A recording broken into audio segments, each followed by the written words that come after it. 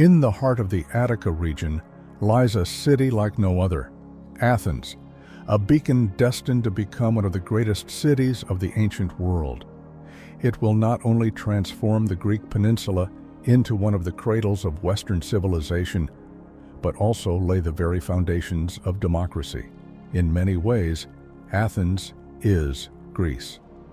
The Greeks will go on to design remarkable machines, revolutionize architecture, and erect some of the most iconic structures in history, none more famous than the Parthenon.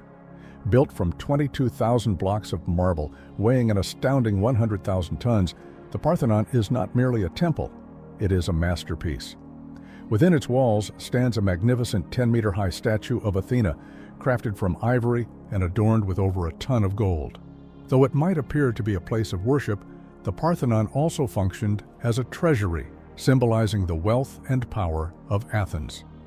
Athens embodies the very essence of ancient Greece, a civilization that, 2,500 years ago, would create the concept of democracy alongside the bustling Agora Square. As we explore these monumental structures, we uncover the legacy of a culture whose influence continues to resonate through the millennia.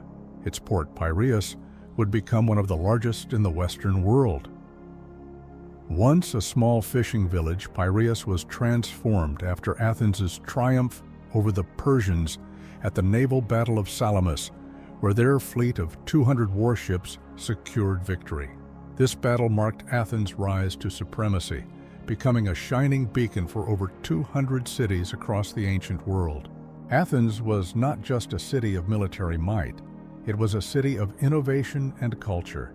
It was here that the world's first theater, the Theater of Dionysus, was built, setting the stage for the great minds of sculpture, mathematics, philosophy, literature, and art to flourish.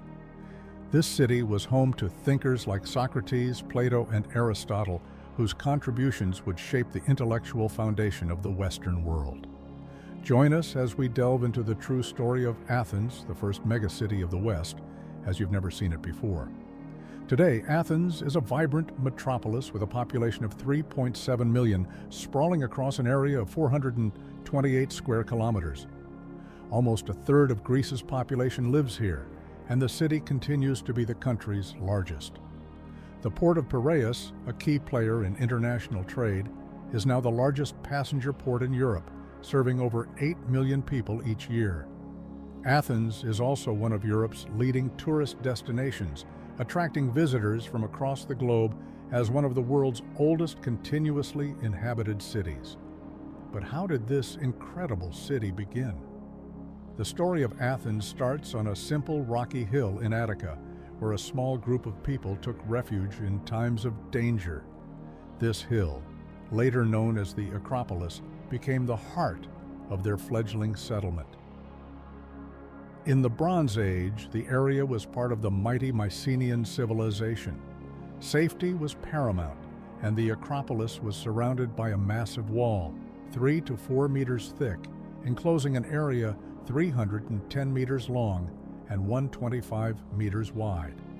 It was here, on this very terrace, that a king built a monumental palace.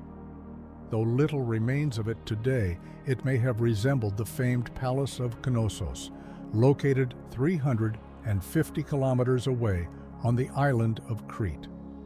The Mycenaeans were the first great civilization of the Greek world, known for their fortified cities and colossal stone structures which we call Cyclopean walls, named for their gigantic proportions. Their palaces were also adorned with bright colors and elaborate frescoes, depicting scenes of war and hunting, a vivid reflection of their warrior society. But even in this early period, Athens faced a crucial question: how to access water. The first inhabitants dug a deep well, 34 meters into the rock, and constructed huge wooden staircases to reach the groundwater. This attempt, however, ended in disaster when the structure collapsed. On their second try, they built multiple shallow wells, less than 3 meters deep, which provided a safer and more reliable source of water. At this point, the settlement was still quite small, little more than a few houses, some wells, and scattered tombs. It was a modest beginning, yet one that laid the foundation for the city's future growth. The mysterious collapse of the Mycenaean civilization remains a subject of much debate among historians. While some suggest internal rebellions or invasions, the exact reasons remain unclear. Up on the Acropolis, only the remnants of the once grand palace walls remain, shrouded in the myths and legends of ancient Greece. By 800 BC, Athens officially existed, marking the beginning of a new era for its inhabitants. This voluntary unification of the people living around the Acropolis was a pivotal moment that would change everything for the small city-state. According to ancient mythology, every city was under the protection of a god, and Athens was no exception. Both Athena, the goddess of wisdom and war, and Poseidon, the god of the sea, had their eyes on Athens. It was up to the assembly of gods to vote for their preferred protector, but Zeus, unwilling to choose between his daughter and his brother, abstained from voting. In a tense decision, the goddesses outnumbered the gods by just one vote, electing Athena as the city's patron deity. Athena's victory marked the birth of Athens as we know it, and the city soon became a sanctuary for her worship. The Acropolis, already serving as a natural refuge in times of danger, was dedicated to the goddess, and the first structures built on the hill were sacred ones: a shrine, an altar, a temple, and a statue of Athena herself. This sacred hill would become the heart of Athenian development, symbolizing not only divine protection, but also the city's growing ambition. During the Iron Age, under Athena's protection, Athens began to truly develop. The Acropolis, a rocky promontory covering 270 meters by 150 meters and rising 156 meters above sea level, became the nucleus of the city. The earliest temple dedicated to Athena likely sat in this area, and while not as grand as the later Parthenon, it laid the spiritual foundations for what was to come. To the north, a large public square known as the Agora emerged, a place where citizens gathered to discuss and solve the issues of the day. At the foot of the Acropolis, both residential and commercial areas began to grow, forming the beginnings of what would eventually become a sprawling metropolis. At this time, Athens was still relatively small, particularly compared to its modern counterpart. The city's walls enclosed an area only 2 kilometers from east to west and slightly less from north to south. Archaeological evidence suggests that the Acropolis was home to the elite, as the wealth found in the tombs there indicates a privileged class. The population was small, likely a few thousand, and there were no foreign inhabitants yet, with a relatively limited number of slaves. Athens' transition into a powerful city-state was closely tied to its mastery of iron tools.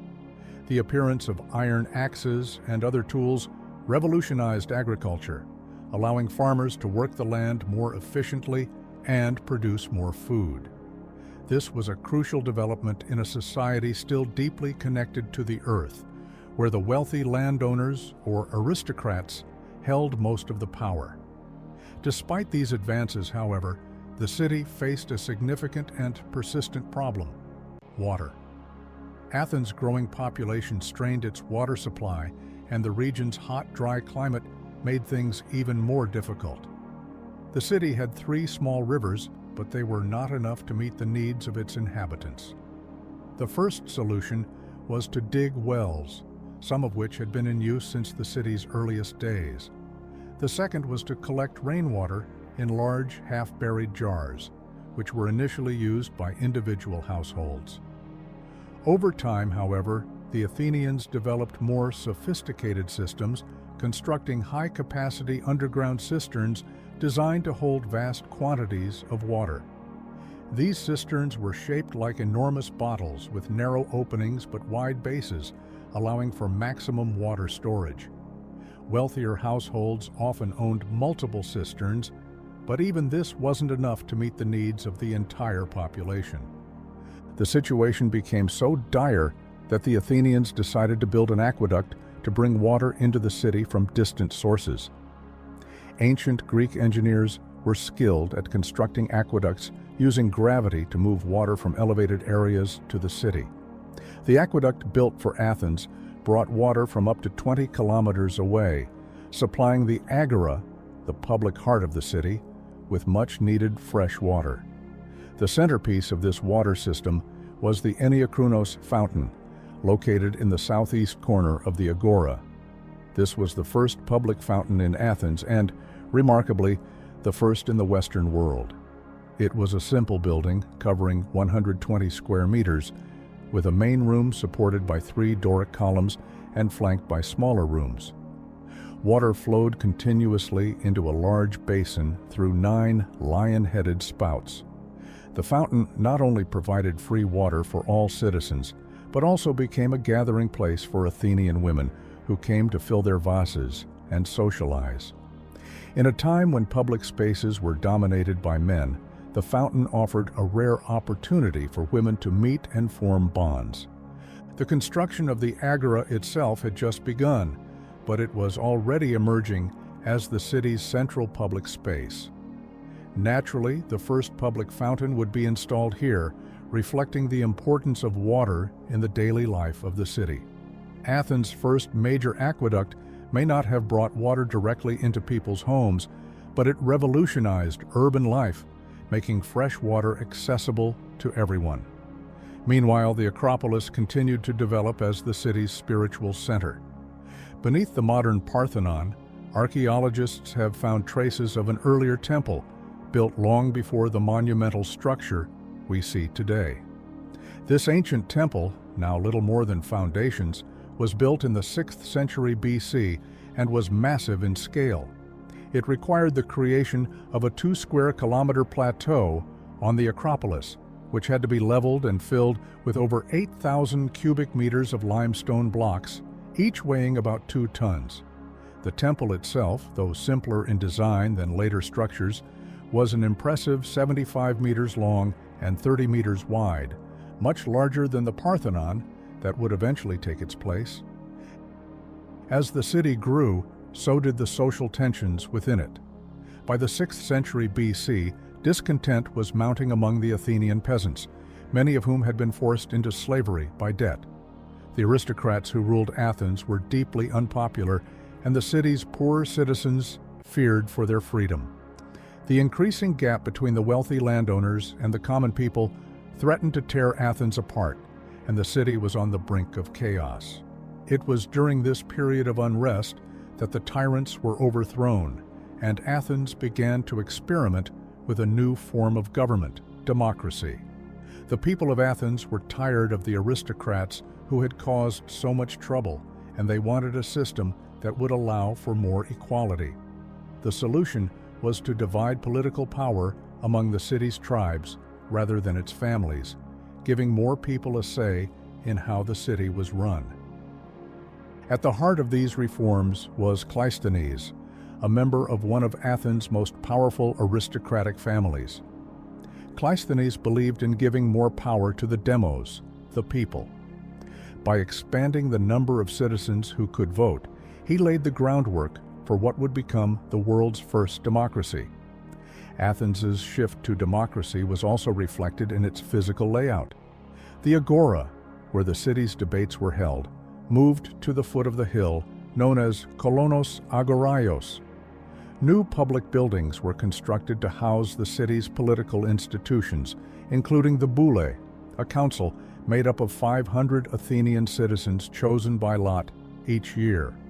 The Boule met in a square building called the Bouleuterion, and alongside it, the Ecclesia, the People's Assembly, was established. This assembly allowed citizens to vote on laws, giving them a direct role in shaping the future of their city. Though only about 10% of Athens' population could vote, this was a groundbreaking shift in political power. For the first time, ordinary citizens, not just the wealthiest aristocrats, had a say in how their city was governed. It was here, in the shadow of the Acropolis, that the seeds of modern democracy were planted. On papyrus scrolls, or white wooden tablets, The bulla was where Athens stored its city archives. While only the foundations remain today, detailed descriptions tell us where it once stood, a large square building measuring about 30 meters on each side, perfectly sized for the 500 participants appointed each year. Membership was restricted to male citizens only, with no women, foreigners, or slaves allowed, emphasizing the deeply stratified social system of ancient Athens. The new agora also saw the introduction of another architectural feature, the tholos, a circular building supported by 6 central columns.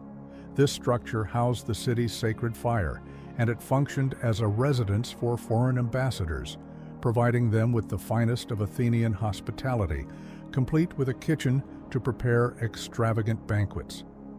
It was also in this venue that public honors and accolades were bestowed, further marking its significance in the city's civic life. In the 5th century BC, Athens encountered a grave peril, the unstoppable Persian Empire. Faced with the option of submission or resistance, Athens boldly led the charge against the Persians, culminating in the legendary Battle of Marathon. Though victorious, Themistocles, a visionary recently elected as head of state, understood that peace was tenuous at best.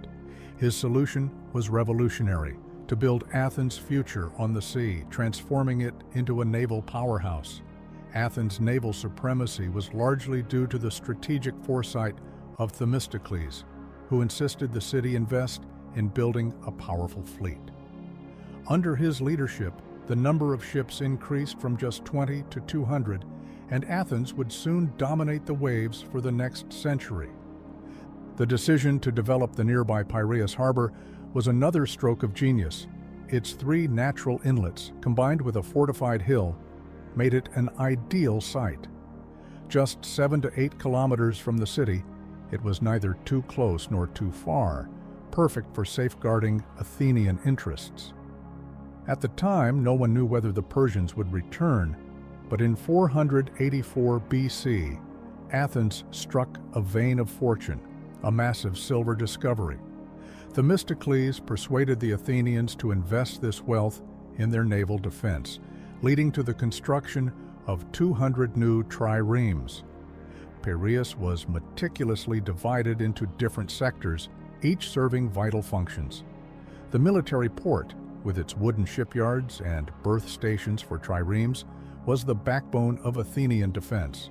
West of this stood the Emporion, an international market bustling with activity. The covered halls of the Emporion, its towering grain silo, and the maritime stock exchange, known as the Deigma, catered to trade and commerce. A residential district with its gridded streets showcased the city's growing influence and urban planning expertise. The Athenian trireme, a sleek warship armed with a reinforced metal ram, was central to their naval strategy. In 480 BC, Themistocles masterfully outwitted the much larger Persian fleet by luring them into the narrow straits of Salamis, leading to a spectacular Greek victory. Athens was now the uncontested leader of Greece, basking in the glory of its triumph at sea. But while the Persians were defeated, Athens paid a heavy price. In 480 BC, after the Persian forces set fire to the city, the once magnificent Acropolis was left in ruins, reduced to smoldering rubble. Yet, from this devastation arose an urgency to protect the city and its vital link to the sea. The construction of the Long Walls, a fortified corridor stretching from Athens to Piraeus, designed to keep the city connected to its harbor even in times of siege. These walls, standing 7 meters high and enclosing a narrow, easily defensible corridor 183 meters wide, ensured that Athens would never face starvation. In peace, this strategic link allowed Athens to import vast quantities of grain and other essential goods from across the Mediterranean, including regions as far-flung as Euboea, Egypt, and the Black Sea. Soon, half of the city's grain was imported, while its much-beloved ceramics became a prized export. By the mid-5th century BC, Athens was firmly entrenched as a commercial and military superpower, with a thriving urban population and a booming economy.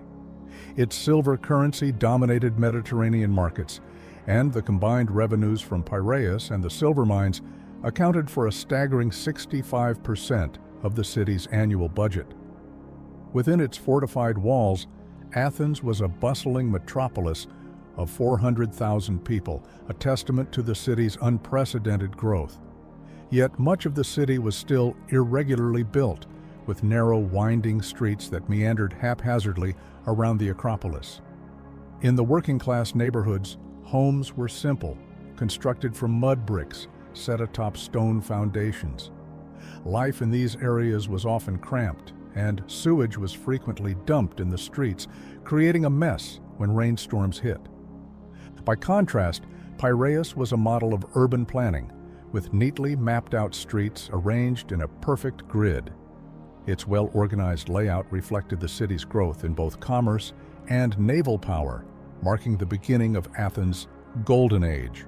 Athens' remarkable recovery and Golden Age were largely due to Pericles, one of Themistocles' successors and a man with grand ambitions for the city. After the wars, fearing another Persian attack, Athens formed the Delian League, a defensive alliance of over 200 Greek cities. The League's treasury was initially housed on the island of Delos, but Pericles eventually convinced his allies to move the vast sums to Athens, ostensibly for safekeeping. This newfound wealth would finance an ambitious rebuilding project, the restoration of the Acropolis. Pericles wanted Athens to shine as the most glorious city in the ancient world, and at the heart of this vision was the construction of the Parthenon. Built between 447 and 432 BC, this temple, dedicated to Athena, became the epitome of classical Greek architecture and the most iconic structure in the ancient world. Designed by the master sculptor Phidias, who was also responsible for crafting the statue of Athena that adorned its halls, the Parthenon was a monumental structure. It boasted 46 outer columns standing 10 meters high, with a raised stone platform supporting its rectangular interior.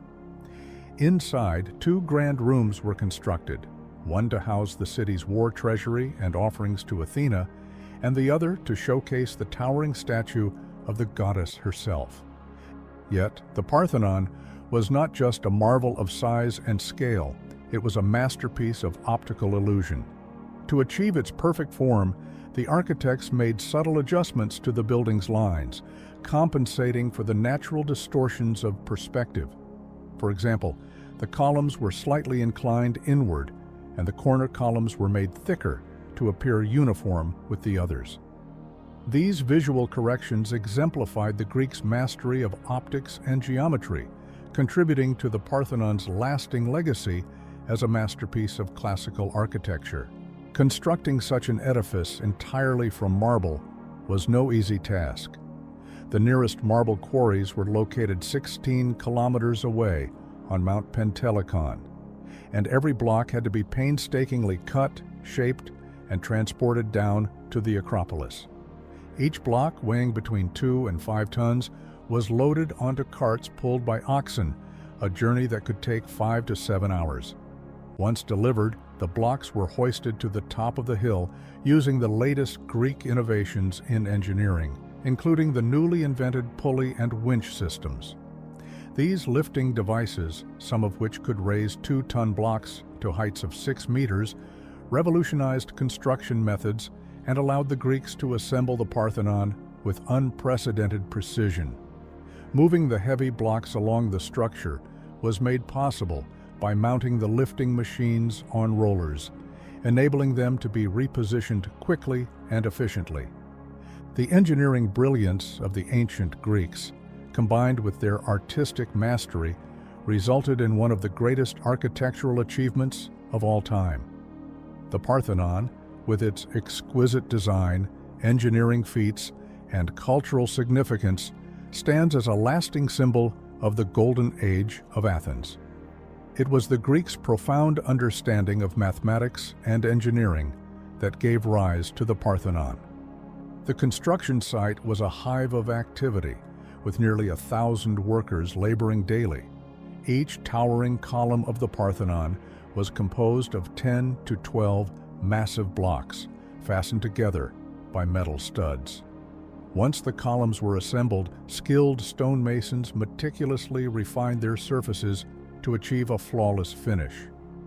Modern restoration efforts remain faithful to these ancient techniques, ensuring that the Parthenon retains its authentic grandeur. The monumental task of sculpting and erecting 46 columns, each towering 10 meters in height, was a feat of engineering brilliance. These columns were to form the foundation of a temple that would become one of the most iconic symbols of classical architecture. The Parthenon is notable for its blend of two architectural styles, Doric and Ionic. The Doric style is characterized by its austere simplicity, with columns that stand directly on the platform without a base, topped by plain, unadorned capitals. In contrast, the Ionic style features more elaborate design elements, including a molded column base and intricate scroll-like capitals at the top. The fusion of these two styles was not only an architectural statement, but also a reflection of Athens's unique geographical position at the crossroads of the Dorian and Ionian cultural spheres. The Parthenon stands as a testament to both the artistry and the political ambitions of its creators. Above the capitals lies the architrave, followed by the elaborately carved frieze, which was originally painted in vibrant colors. Contrary to the stark white image we have of Greek temples today, the Parthenon and others like it were once adorned with a kaleidoscope of bright hues, blues, whites, reds, and golds. This colorful animation of the stonework mirrored the vibrant, multifaceted spirit of ancient Greek life. Over centuries, the colors faded, leaving behind the iconic marble-white appearance we associate with classical architecture today. Above the frieze, the temple's triangular pediments housed some of the most impressive sculptural work of the period. These pediments, now reconstructed in the Acropolis Museum, narrate grand mythological tales. The eastern pediment depicts the dramatic birth of Athena, fully armed, from the forehead of Zeus. Meanwhile, the western pediment tells the story of Athena's contest with Poseidon for the honor of becoming the city's protector. These sculptural narratives, crafted from the finest materials, were a visual representation of Athens' cultural and religious identity. The materials used in constructing the Parthenon were carefully selected from all corners of Greece, with the white marble from Mount Pentelicon being the most famous. The floor was inlaid with other colorful stones brought from distant regions, highlighting the temple's status as a national project. The decision to build such temples mobilized a vast workforce. According to Plutarch, dozens of trades were involved in the construction process, ranging from sculptors and painters to carpenters and laborers responsible for transporting the 100,000 tons of marble required to complete the Parthenon. The Parthenon was built in just 9 years, an astounding feat given its size and complexity. Architectural work continued for another 6 years to complete the elaborate sculptures that adorned the building. Inside the Parthenon, the Athenians marveled at a colossal 12-meter-high statue of Athena, crafted from gold and ivory. This masterpiece, created by the renowned sculptor Phidias, was constructed using a wooden frame, with ivory representing the goddess's skin and gold plating for her attire. The statue's grandeur was further emphasized by the 1-ton golden headdress that adorned Athena's head, symbolizing both her divine power and the wealth of the city. The Parthenon was more than a temple, it was a treasury. Pericles, the Athenian statesman, moved vast sums of gold and silver from Delos to Athens, storing these riches in the Parthenon to secure the city's finances. This treasure, drawn from the tribute paid by the 200 cities of the Delian League, was intended for the defense of Athens, but also became a resource for internal affairs.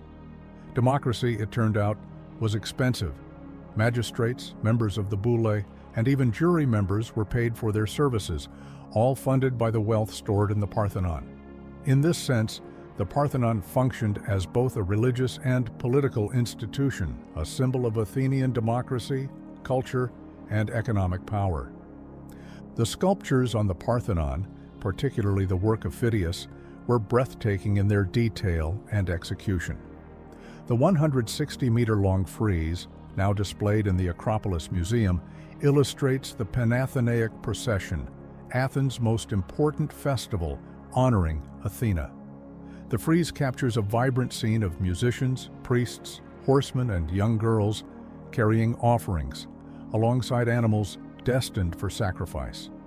The celebration of Athena's birthday was not just a religious event, but a city-wide affair that included poetry, athletic competitions, and elaborate rituals.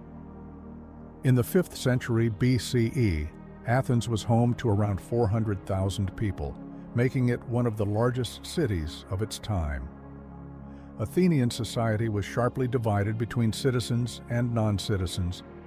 Among the non-citizens were 100,000 women and children who were relegated to domestic roles. Another 40,000 residents were foreign-born craftsmen and traders known as metics, who were granted the right to work but not to vote. Finally, Athens was sustained by the labor of over 120,000 slaves who formed the backbone of its economy. While most people in Athens live in homes with a main room and 2 bedrooms, the wealthy enjoy expansive houses centered around a courtyard, which serves as the heart of the home. The courtyard, often paved and surrounded by colonnades, is both a social hub and a place for work. Wealthy homes have personal wells, and the courtyard provides a welcoming space for guests. The exterior features raw brick walls on stone bases, plastered with lime for a clean white finish, and narrow windows beneath clay-tiled roofs. At the entrance, there's a vestibule leading to the andron, a reception room reserved for men. This space is where social prestige is displayed, furnished with benches for lounging, and used exclusively for male banquets. The house also contains rooms for food storage, a kitchen with a floor-level fireplace, bedrooms, and a dining room. Despite the rooms, Athenians spend much of their time outdoors, so furniture tends to be functional and minimal. Public life, particularly religious festivals, draws Athenians together. The Dionysia, dedicated to the god of wine, was held at the theater, an integral part of Athenian culture. Unlike modern theater, Greek performances were deeply tied to civic identity. Stories performed in the theater helped shape Athenian concepts of community and citizenship. The audience sat in a wooden, tiered structure on the Acropolis's hillside, overlooking the natural landscape as the only backdrop. The theater featured a double stage, the orchestra for the chorus, singers, and dancers, and a wooden platform where actors performed. By the 5th century BC, theater had evolved, giving rise to the art of tragedy.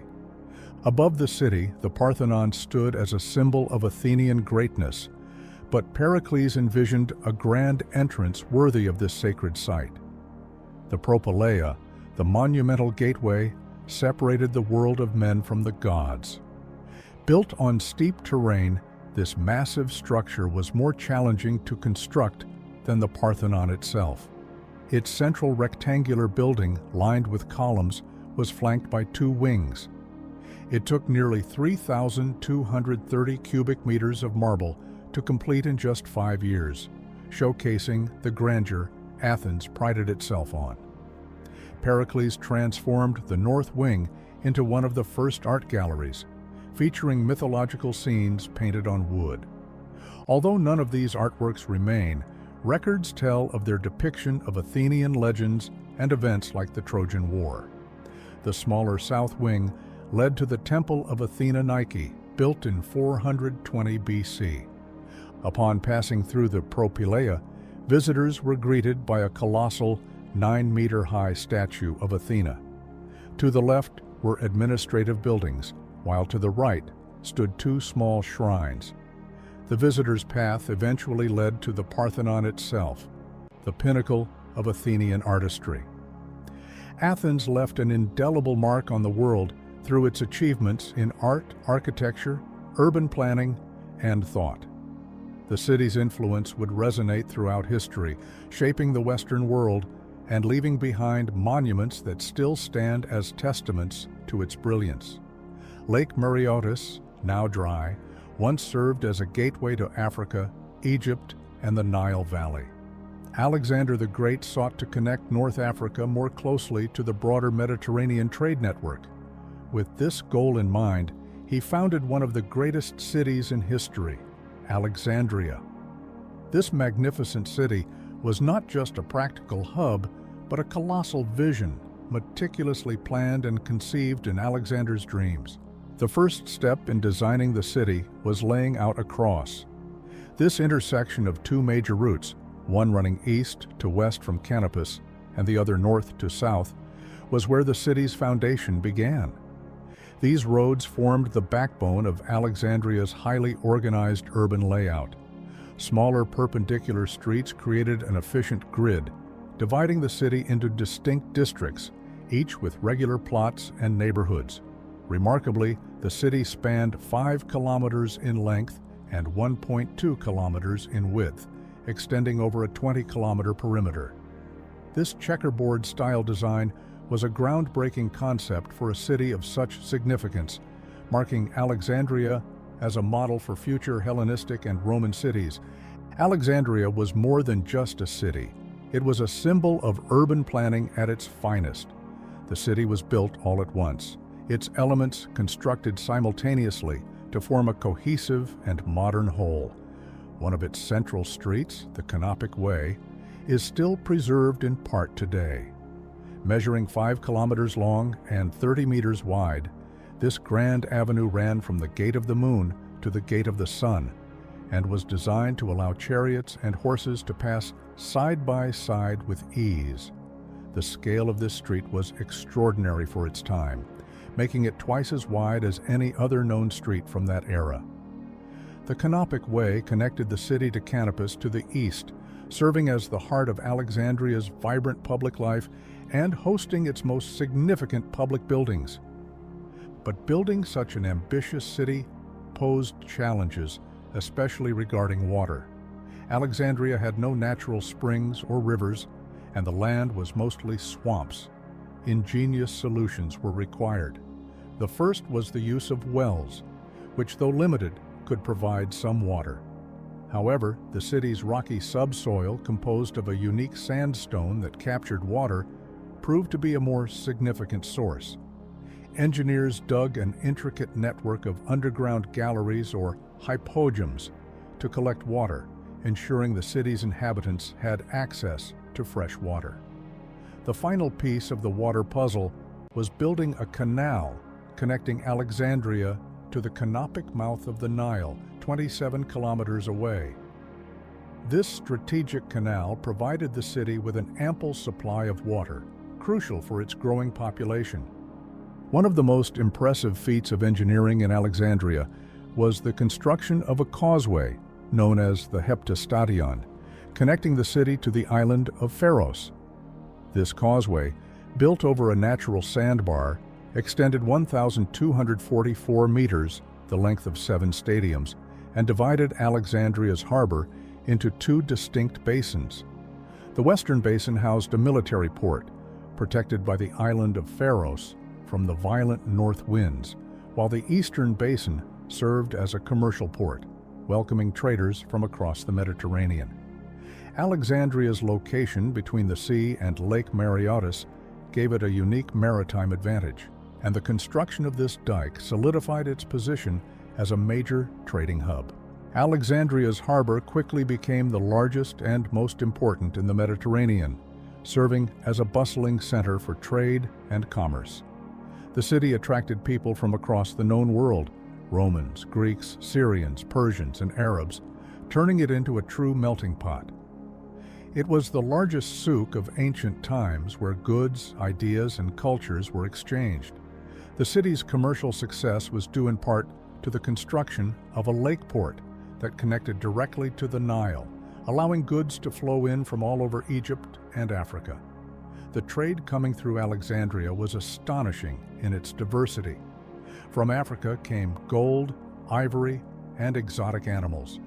The Arabian Peninsula supplied incense and spices, while goods from as far away as India and China also found their way to the city, including precious silks. This dynamic trade network positioned Alexandria as the economic and cultural crossroads of the ancient world, bridging east and west. With such wealth, however, came the need for defense.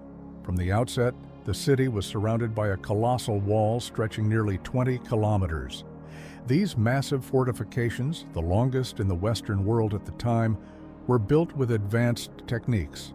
The outer layer of the wall was made of finely cut stone, while the inner core was filled with bricks that acted as a shock absorber, designed to withstand attacks. Though much of the wall has been lost to history, remnants still exist today, offering a glimpse into the city's vast defenses. Alexandria's walls, its grand avenues, its intricate water system, and its thriving ports made it one of the most admired cities in the Mediterranean. A marvel of urban planning and architectural genius, it became a center of wealth, trade, and knowledge, a true testament to Alexander the Great's vision. Alexandria became a powerful fortress, strategically protected by the sea to the north and Lake Mariut to the south. With narrow and easily defensible accesses, the city could choose to be either open or closed off as needed. This unique structure made Alexandria a stronghold, but it was much more than just a city of fortifications. It was also hailed as the first truly cosmopolitan city in history. Unlike Athens, which was predominantly Greek, Alexandria attracted people from all corners of the known world. It was a melting pot where different cultures, ideas, and peoples converged, and this diversity was a core part of its identity. After a brief stay in Egypt, Alexander the Great left to continue his conquests, unaware that he would never return to Alexandria. His death in 323 BC in Babylon marked the end of his direct influence over the city, but his legacy continued through one of his generals, Ptolemy, who inherited Egypt. Ptolemy I Soter became both king to the Greeks and pharaoh to the Egyptians, establishing the Ptolemaic dynasty, which would reign for generations. This dynasty produced 15 sovereigns, all named Ptolemy, as well as notable queens, the most famous being Cleopatra. Ptolemy I shared Alexander's thirst for knowledge and power. He initiated the construction of legendary monuments and dreamed of creating a hub for all the knowledge in the world, which led to the creation of the Great Library of Alexandria. At a time when books did not yet exist in their current form, the library amassed up to 700,000 papyrus scrolls and became the world's first research center. The library's modern-day successor was inaugurated in 2002, costing $220 million and capable of housing 8 million volumes. While the new building is a marvel, the original library's location remains a mystery, as no archaeological evidence has been found to pinpoint its precise position. The Great Library of Alexandria, shrouded in mystery, continues to inspire imaginations. Although no architectural representation of the original library exists, UNESCO-sponsored research and the design of the ancient Library of Pergamum in Turkey offer insights into what the library might have looked like. Historical accounts, such as those from the geographer Strabo, place it near the royal palaces and the port, where ships were used to acquire knowledge for its ever-growing collection. The rulers of the Ptolemaic dynasty had different strategies to increase the library's holdings. Ships docking in Alexandria were required to surrender any manuscripts they had on board for copying, with a promise that the originals would be returned. However, stories suggest that sometimes the originals were kept, and only the copies were returned to their owners, such as with the plays of Aeschylus, Sophocles, and Euripides. The library's collection expanded rapidly, reaching 200,000 scrolls under Ptolemy I, 400,000 under Ptolemy II, and over 700,000 in Roman times. Scholars from all over the world flocked to the library, making it a center of learning. Scrolls made from papyrus, an Egyptian innovation, were the primary medium for preserving knowledge.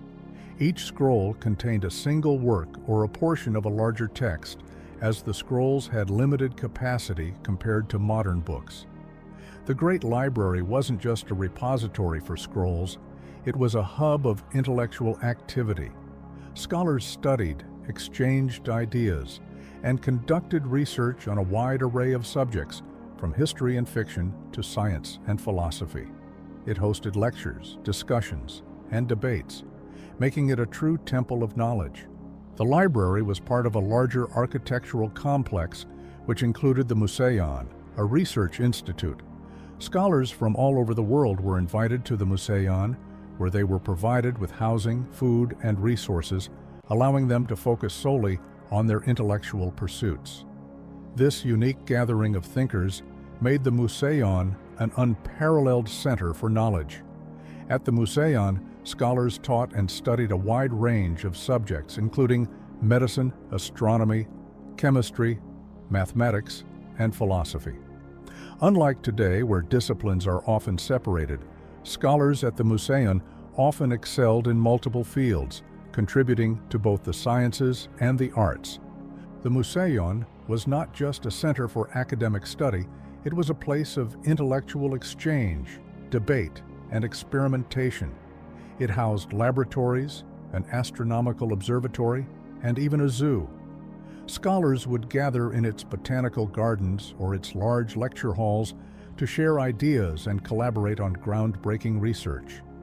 The concept behind the Great Library and the Museion was revolutionary for its time. First, it introduced open access to knowledge. Until then, knowledge was mostly confined to religious institutions and temples. Second, it was free for those who sought to further their ideas and research. This openness helped advance science and intellectual progress. The Museion and the Great Library of Alexandria stand as remarkable symbols of humanity's desire to gather and share knowledge.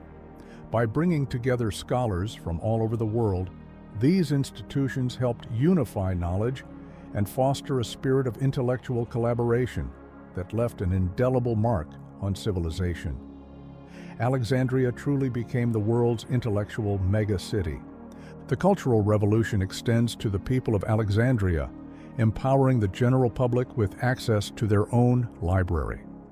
Unlike the Great Library reserved for the elite, the Serapeum, situated in the bustling working-class district south of the Canopic Way, became an accessible public space. The Serapeum housed 42,000 scrolls stored in the hollows of the rock. Public readings of these texts offered the common people a chance to engage with great authors, fostering a culture of learning among all classes. This public library annex was unprecedented and marked a significant step towards democratizing knowledge. The Serapeum was not merely a library, it was a monumental complex blending sacred and civic spaces. Dedicated to Serapis, a god created to unite Greek and Egyptian religious beliefs, the temple became a symbol of cultural synthesis. The monumental structure stood on an artificial hill where Egyptians and Greeks gathered 23 centuries ago for worship and community. The remains of this temple, including a towering 30-meter column known as Pompey's Pillar, still stand today, offering a glimpse into its former grandeur. Initially a simple altar, the Serapeum grew into an impressive temple over time, particularly under Roman rule. The temple featured a colossal statue of Serapis, adorned with gold, bronze, and silver plates, and surrounded by the iconic three-headed dog Cerberus, representing his role as a god of the underworld. The cult of Serapis, blending elements of Osiris and Hades, promised rebirth after death and was celebrated across the city. Aside from spiritual nourishment, Alexandria's population needed to be physically sustained. With rapid urban growth and a rising population, innovations in agriculture became essential. Ancient Alexandrians developed water machines like the shrouded and the sakya to draw water from wells and cisterns for irrigation. The sakya, a vertical wooden wheel powered by animals, could pump large quantities of water across fields, improving agricultural yields. The invention of the Archimedes screw in the 3rd century BC revolutionized irrigation. This device, a helical propeller inside a wooden cylinder, efficiently drew water from low levels and pumped it to higher ground, increasing the city's agricultural output. By solving the issue of water distribution, Alexandria could extend its fertile lands beyond the Nile's floodplains, boosting crop production and leading to greater exports. At the height of its prosperity, Alexandria housed up to 1 million people, making it the most populous city of the Hellenistic period. This population boom was complemented by another iconic achievement, the construction of the Lighthouse of Alexandria, one of the 7 wonders of the ancient world. The 135-meter-high fire tower, completed in the 3rd century BC, guided ships safely into Alexandria's treacherous harbor. This towering structure, which operated day and night for 17 centuries, became a symbol of the city's architectural and technological prowess. Although the lighthouse eventually collapsed due to earthquakes, its legacy lived on. The site of the lighthouse is now home to the Citadel of Qaitbay, a 15th century Ottoman fortress built using the remnants of the ancient lighthouse. Through its fusion of Greek and Egyptian cultures, Alexandria not only became a center of learning and innovation, but also symbolized the unity of different peoples and ideas. At the time, the most monumental structure in Egypt, and arguably the world, was the Pyramid of Khufu, also known as Cheops. Yet Sostratus of Cnidus decided to go even further. Though we do not know the precise height of the Lighthouse of Alexandria, it is estimated to have been at least 120 meters tall, which was a staggering height for the ancient world. In 297 BC, Ptolemy II made the decision to build this colossal lighthouse. His goal was twofold: to ensure the safety of sailors navigating the dangerous waters near Alexandria, and to elevate the city as a global center of commerce. The lighthouse needed to be immense, both for practical navigation and to symbolize the power and prestige of Alexandria. Ptolemy II was deeply motivated by a desire to surpass his predecessor, Alexander the Great, in monumental feats. The tower was to be built on a rock-strewn islet, constantly battered by waves at the eastern tip of the island of Pharos. Hence, the structure would come to be known as the Pharos of Alexandria. This marked the beginning of 15 years of difficult and intricate construction, merging Greek architectural techniques with Egyptian artistic traditions. At the base of the lighthouse, and in front of it, a gallery of royal statues, both male and female, was erected, representing the new line of pharaohs. Although the architecture of the lighthouse was primarily Greek, Egyptian elements were integrated. Archaeologists have discovered remains of 6 statues, likely representing the first Ptolemies, in the traditional form of Egyptian pharaohs. Ptolemy I, having established the Ptolemaic dynasty, intended this lighthouse to symbolize not just practical utility, but also dynastic power.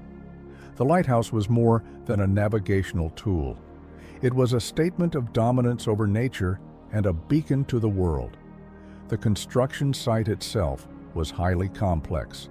A 183-meter-long ramp supported by 16 arches led to the tower's entrance.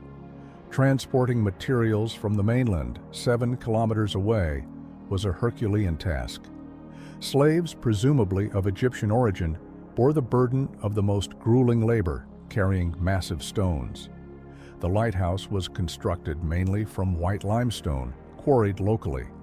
This unique limestone hardened upon contact with water, making it perfect for withstanding Alexandria's violent winter storms. However, the more vulnerable parts of the structure, such as corners, doors, and window frames, were made from Aswan granite transported from Upper Egypt. The stones were assembled using a technique where molten lead was poured into grooves between blocks, acting as a damper to absorb the force of the relentless waves. This method, along with the excellent craftsmanship, gave the lighthouse remarkable durability.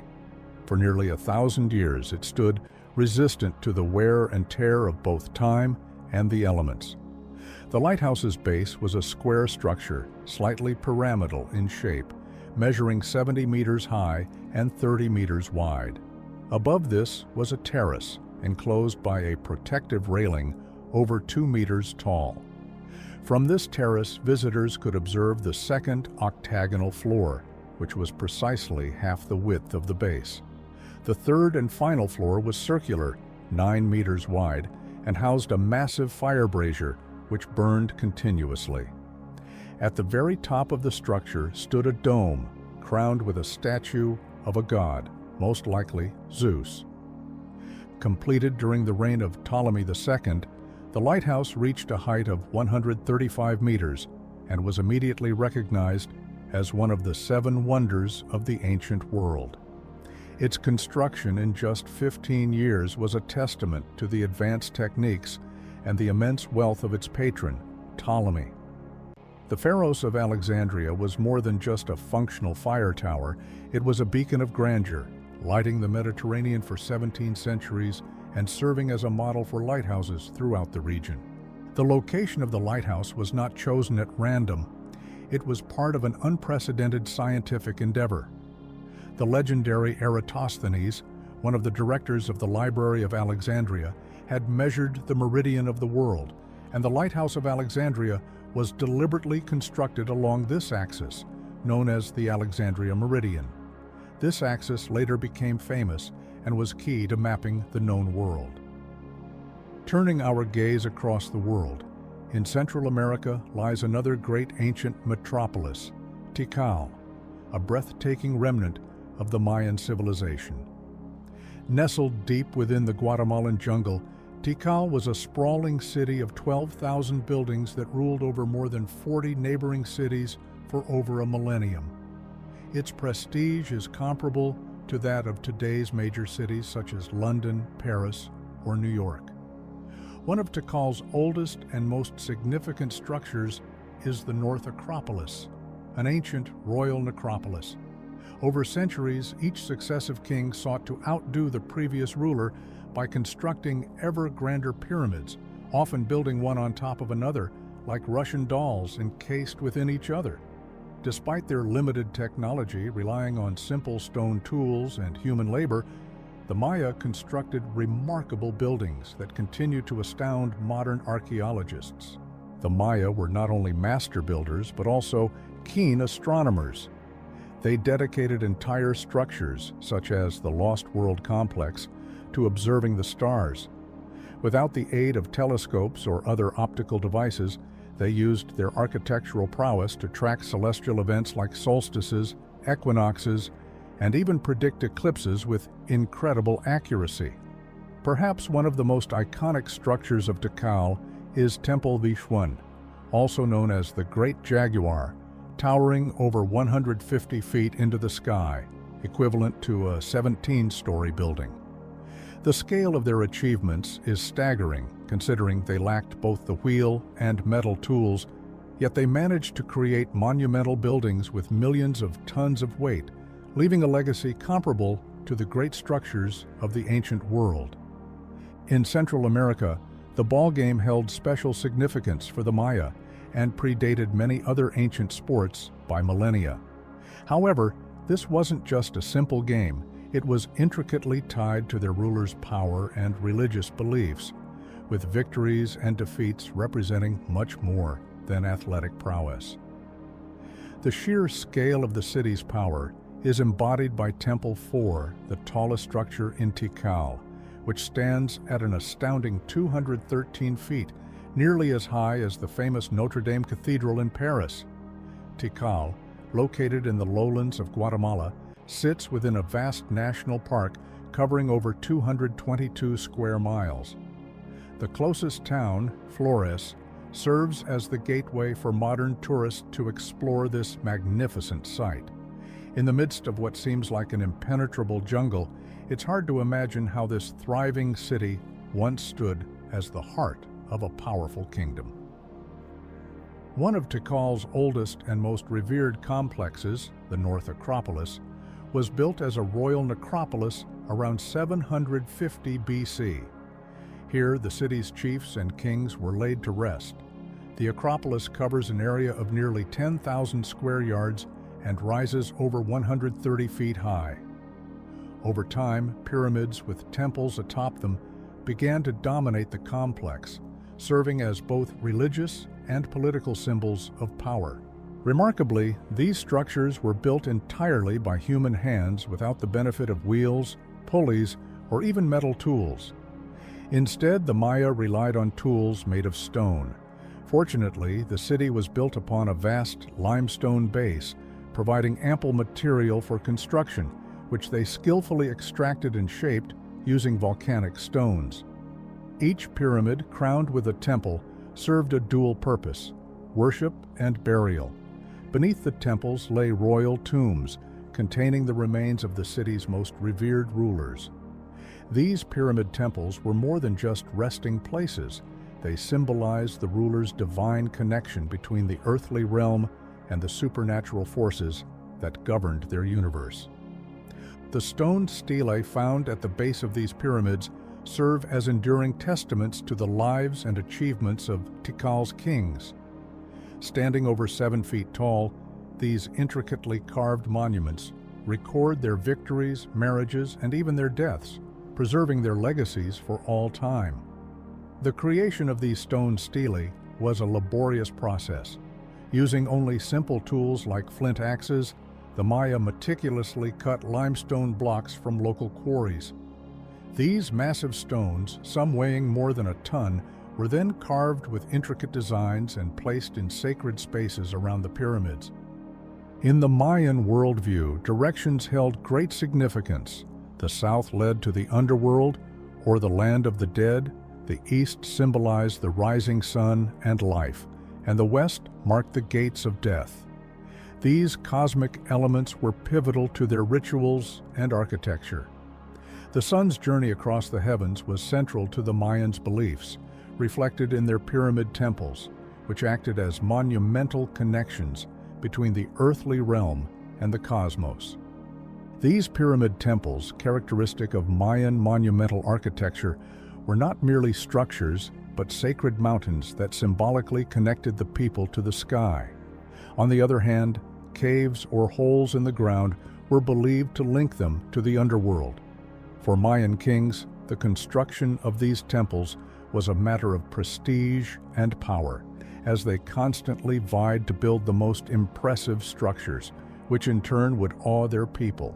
The pyramids were not just religious sites, but part of a grand theater where the king played a central role. This stage, although now only ruins, was once critical, and the king was the star of this grand performance. Despite the basic tools at their disposal, the Mayans achieved extraordinary architectural feats. Labor was the secret behind their massive projects. With tens of thousands of subjects, Mayan rulers could command vast workforces to carve stones and build monumental structures. Though lacking metallurgy, the Maya used stone tools effectively, mastering techniques to create both structurally complex and aesthetically beautiful buildings. The construction process involved layering compartments of rough stones held together by a mortar made of sand, clay, and lime. These compartments were then filled with rubble, pebbles, and earth to ensure stability. This technique allowed them to build towering pyramids, some with burial chambers at their core. These pyramids were powerful symbols of the king's authority, with the tallest ones at Tikal reaching heights comparable to major modern cathedrals like Notre Dame in Paris. Interestingly, many of these pyramids were built over pre-existing ones like Russian nesting dolls, layering structure upon structure. They are colossal in scale, involving millions of tons of stone. The construction materials, primarily limestone, were abundant but fragile. To protect these porous stones, the Maya developed stucco, a thick protective coating that allowed them to paint and sculpt intricate decorations. Stucco production involved burning limestone at extremely high temperatures to produce quicklime, which was then mixed with water and fine sand to form a malleable paste. However, obtaining quicklime was labor-intensive, requiring vast amounts of wood, which was chopped down with stone hatchets. This process necessitated a strong ruler to mobilize the necessary labor force. The attraction of new populations, often achieved through conquest or persuasion, was crucial for Mayan rulers, as more people meant more workers, taxes, and tributes. By the beginning of the Common Era, the Maya had established around 10 cities, with Tikal striving to stand out. These pyramids were not only centers of power, but also served as stages for grand spectacles and rituals. The pyramids formed ceremonial centers, where people gathered for important religious rites. The elite, including the king, performed bloodletting rituals, offering their blood to the gods, descending the temple steps as part of a public display. These rituals were essential in binding the community to their ruler. Most of the Mayan population was agricultural, living scattered across the land. Yet they knew when to gather in the city center because of their profound understanding of the stars. The Mayans had a cyclical conception of time and believed that their rituals, performed on specific celestial dates, were crucial in appeasing the gods and predicting the future. Thus, their astronomical knowledge formed the basis for their divinatory calendars, which determined the dates for these essential rituals. What set the Mayans apart was their merging of astronomy and mathematics. They were able to make highly accurate predictions, such as forecasting eclipses thousands of years in advance, all with the naked eye and no optical devices. They also used architectural features like the Lost World Complex to mark celestial events. From the 3rd to the 9th century AD, Tikal flourished, reaching its golden age by the late 7th century. At its height, Tikal ruled over a vast population, with its influence extending over numerous cities, towns, and villages. The pyramids of Tikal, central to this thriving civilization, played a key role not only in religious rituals, but also in consolidating the king's power and attracting large populations, which contributed to the city's success. Tikal also developed important political connections with distant cities, such as Copan in present-day Honduras, Caracol in Belize, and even Teotihuacan, more than 600 miles to the west in Mexico. The beginning of the year 378 marked a major turning point for Tikal as it came into contact with the powerful city of Teotihuacan, the largest metropolis in Central America at the time. Finally, the Mayans faced a significant challenge in securing a water supply for Tikal's population, which ranged between 40,000 and 60,000 at its height. Despite being located in a tropical forest, Tikal experienced a dry season that could last for months, necessitating efficient water management solutions. The Mayans ingeniously raised and landscaped fields on the edges of the swamps, digging canals to irrigate or drain the fields as needed.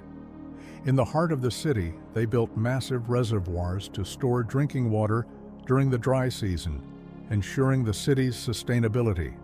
The Mayans, as early as ancient times, had developed impressive techniques for water management, which played a crucial role in the sustainability of their cities. Tikal's architecture was not only magnificent, but also functional, with plazas acting as open-air catchment areas to direct water into giant reservoirs. These reservoirs, initially quarries used for constructing the temples, expanded alongside the growth of the city. The ingenuity of the Mayans allowed them to adapt these reservoirs into essential water sources, using porous limestone and a waterproof clay layer to prevent leakage. But this wasn't the end of their water innovations. The large reservoir located to the south of the central Acropolis was designed to collect rainwater channeled from the stucco-covered buildings. The height and slope of these buildings ensured efficient water flow, with monsoon rains cascading into the Great Square. Underground pipes then transported this water to the reservoirs, filtered using quartz sand placed over the clay to remove impurities. This filtration system reflects the remarkable urban planning skills the Mayans possessed, and the reservoirs became vital to the flourishing city of Tikal. The palatial residences surrounding the central Acropolis showcase the luxurious lifestyles of Tikal's elite. Over 5 centuries, the Mayans constructed 42 buildings on a 235-yard-long platform, serving as homes for the ruling class and centers for administration.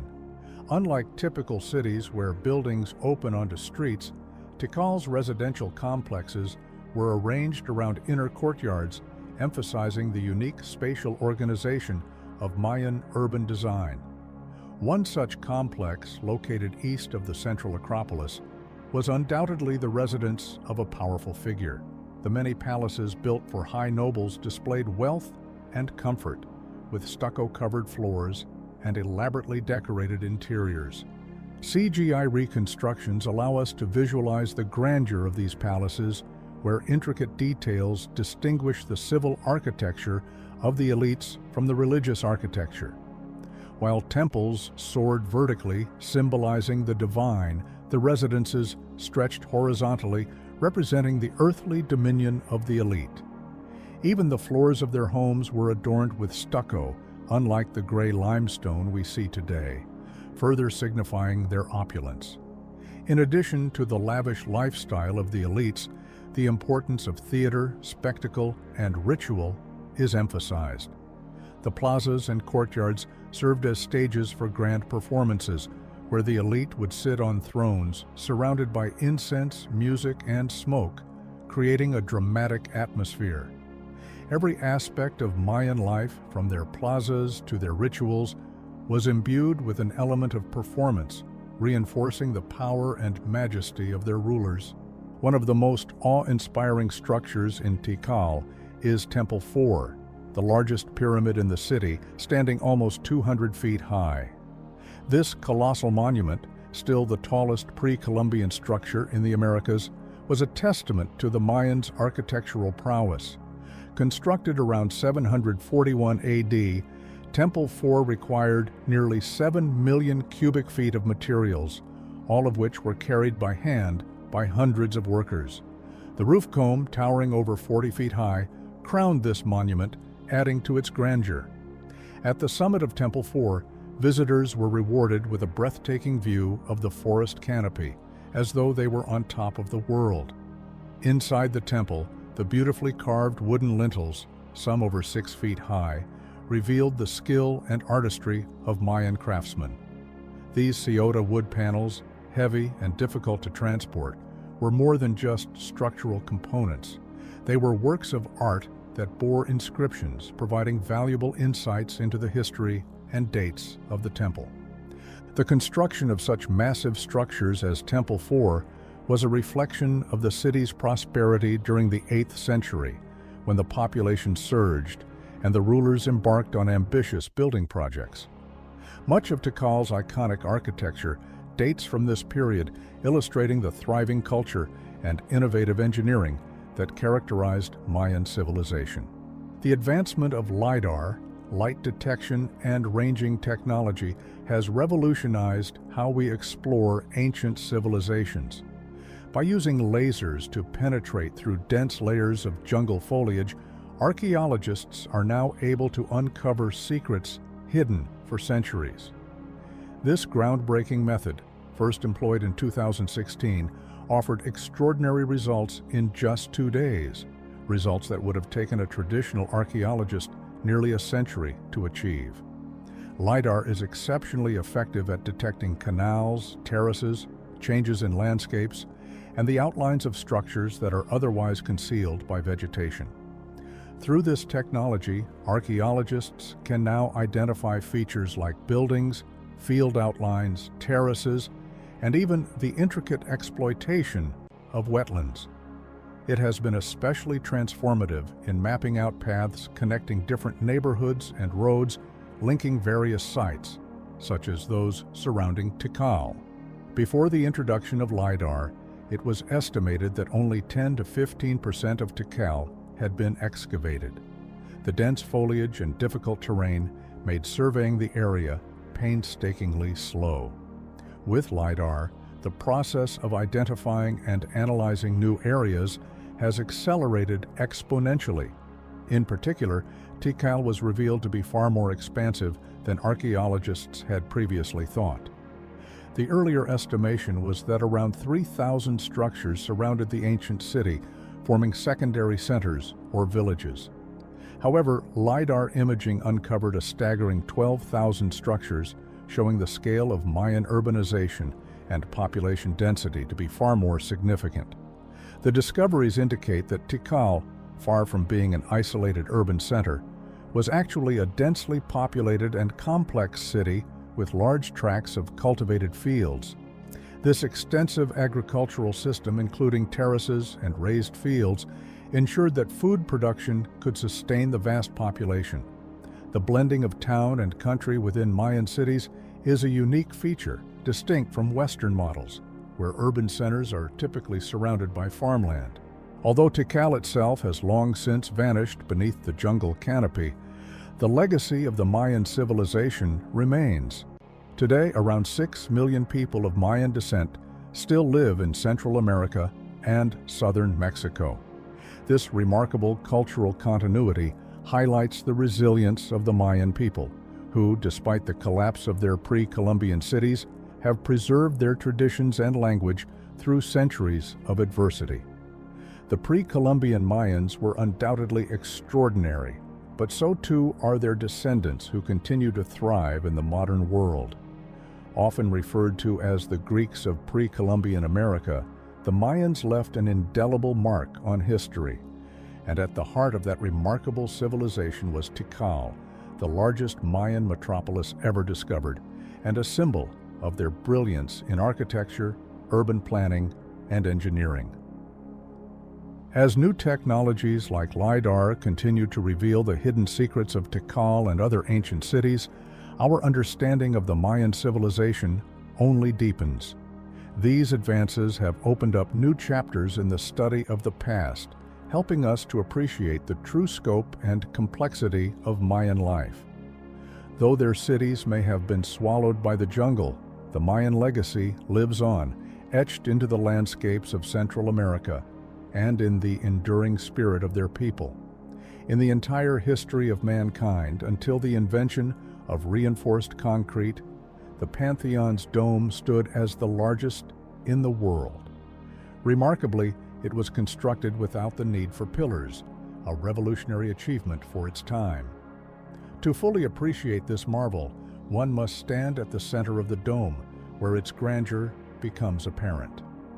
The Roman builders ingeniously used the volume of a sphere, giving birth to an entirely new architectural form. The secret to the Romans' unprecedented success lay in their use of an innovative material, concrete. This development marked a true revolution in construction. Roman concrete, a mixture of lime, sand, water, and aggregates, mirrors the basic composition of modern concrete. What made Roman concrete extraordinary was that it could be produced and applied by semi-skilled workers, making large-scale construction projects far more feasible. Even more astonishing was the discovery that adding volcanic ash, known as pozzolana, or fragments of crushed tiles and bricks, triggered a chemical reaction with the lime. This reaction strengthened the material and made it highly water-resistant. The more water it absorbed, the stronger it became. This technological advancement revolutionized construction methods, enabling the Romans to execute their grand designs rapidly and efficiently. The introduction of mortar freed them from the Greek architectural tradition of strict, straight lines. allowing them to perfect the arch and vault, two defining characteristics of Roman architecture that would be used in monumental structures across the empire. The design of the Pantheon was especially groundbreaking due to its circular form. Not only was the shape itself unique, but the structure's crowning achievement was its immense dome, weighing 4,535 tons, the equivalent of 16 Airbus A380s. The dome symbolized the celestial vault, the home of the gods. Building such a massive and unsupported dome required incredible engineering skill. The construction likely proceeded in stages. First, a wooden framework was erected to outline the future segments or coffers of the dome.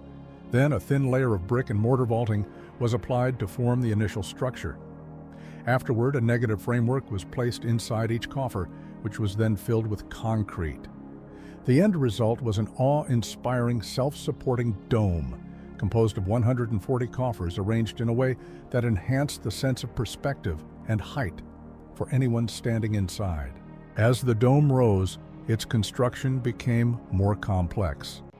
The higher portions of the dome were made lighter by incorporating more pozzolana, a volcanic stone as light as pumice. To further reinforce the structure, brick arches were integrated into the dome's skeleton, creating a sturdy framework capable of withstanding immense pressure.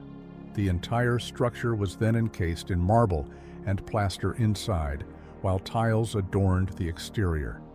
The final product was not only durable, but breathtaking in its scale and execution. Despite its immense size, the Pantheon's dome remains elegant, partly due to the use of light. The central oculus, a circular opening nearly 9 meters in diameter, acts as a window to the heavens. As the sun moves across the sky, the light entering through the oculus shifts, creating a sense of movement within the static dome, evoking a divine mystery that continues to captivate visitors. Roman construction techniques were heavily influenced by Greek methods, but with critical differences. Whereas Greek architecture relied on massive marble blocks, columns, and beams, the Romans employed smaller materials like bricks and fist-sized stones bound together with concrete. For over 1,000 years, the Pantheon's dome remained the largest in the world. And just 2 kilometers to the southeast of this engineering marvel lies yet another Roman masterpiece that has stood the test of time, the Colosseum. The Colosseum stands as a timeless symbol of Rome, showcasing both the brilliance of Roman engineering and the grandeur of ancient entertainment. Towering at over 50 meters, this massive structure required 100,000 cubic meters of white stone to complete. Known as the largest amphitheater of the ancient world, the Colosseum was built in the 1st century AD during the reign of Emperor Vespasian and still dominates the heart of Rome. With an impressive capacity of over 50,000 people, it remains one of Italy's most iconic landmarks, attracting around 6 million visitors annually. The Colosseum's games were unmatched spectacles in the ancient world. In the mornings, men would face off against wild animals, often engaging in deadly fights against lions, tigers, or even sea creatures in specially staged events. The midday shows often involved public executions, where condemned criminals were helplessly thrown to wild beasts. In the afternoon, gladiator battles took center stage, thrilling the audience with fights that often ended in death. These combatants were either slaves or enlisted freemen trained in special gladiatorial schools. One such school, Ludus Magnus, stood adjacent to the Colosseum, and an underground tunnel connected it directly to the arena. The Roman emperors spared no expense in these events. During the inauguration of the Colosseum, Emperor Titus famously ordered 100 days of games, during which 5,000 wild animals were sacrificed for the entertainment of the people. Some of the spectacles even recreated mythological scenes where condemned individuals sentenced to death would play the roles of those who perished in the stories. The Ludus Magnus was just one of the numerous infrastructures set up to ensure the seamless operation of the grand shows at the Colosseum. Archaeologists have uncovered 3 other gladiator schools in close proximity, highlighting the sheer scale of the support system behind the spectacles. Near the Colosseum, there were also essential facilities such as a morgue, an armory, and storage buildings for sets and stage machinery, all vital for staging the grand battles that captivated Roman audiences. The games at the Colosseum ran all day, from sunrise to sunset. However, the intense heat of Roman summers, particularly during July and August, posed a significant challenge. The white stone of the Colosseum reflected immense amounts of heat, making the experience unbearable for spectators seated in the bleachers for hours under the relentless sun. The Romans needed an innovative solution to combat the sweltering conditions, and they came up with a remarkable engineering feat: the velum, an enormous retractable awning. This awning, measuring a staggering 22,000 square meters, weighed 12 tons and required hundreds of men to operate it. Thanks to modern research, we can now visualize a reconstruction of this velum.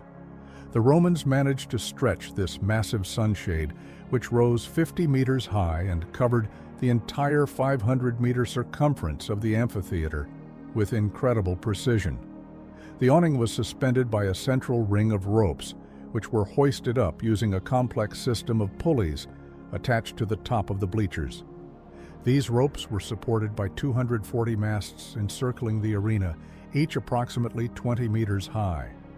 These masts allowed the Romans to create a giant web of linen canvases that protected the spectators from the sun while leaving a central ring uncovered, allowing light into the arena. It was a vast operation, requiring at least one person to maneuver each section, which translated to 240 men operating the canopy. In addition, there were officers giving commands and musicians, likely using trumpets or horns, to transmit those orders. Altogether, there were probably at least 300 people stationed on top of the Colosseum, working together to unfurl the velum.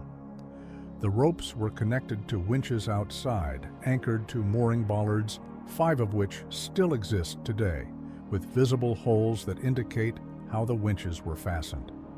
This impressive endeavor was carried out by a special team of sailors stationed in nearby barracks. These sailors hailed from Miseno, where Rome's fleet was harbored. Their expertise in managing sails and ropes made them the perfect choice for this crucial task. The velum had to be lowered in just 3 or 4 minutes, an astonishingly fast operation considering its size and complexity. The canvases were primarily red, and the vibrant colors played over the crowds, adding to the spectacle. Nothing was too extravagant when it came to showcasing the wealth and power of Rome. The quality of Roman concrete, the innovations in space and form, and the technical mastery of Roman engineers left behind an unparalleled legacy.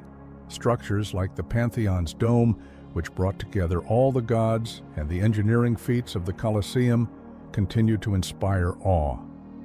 Even the lost grandeur of Nero's Domus Aurea, the palace of a megalomaniac, captured the imagination with its opulence and ingenuity. Rome's architecture was about more than just grandeur. It was about combining technological advancement with beauty, luxury, and enduring functionality. Through these monumental achievements, the city forged a legacy of eternal excellence, forever etched in history.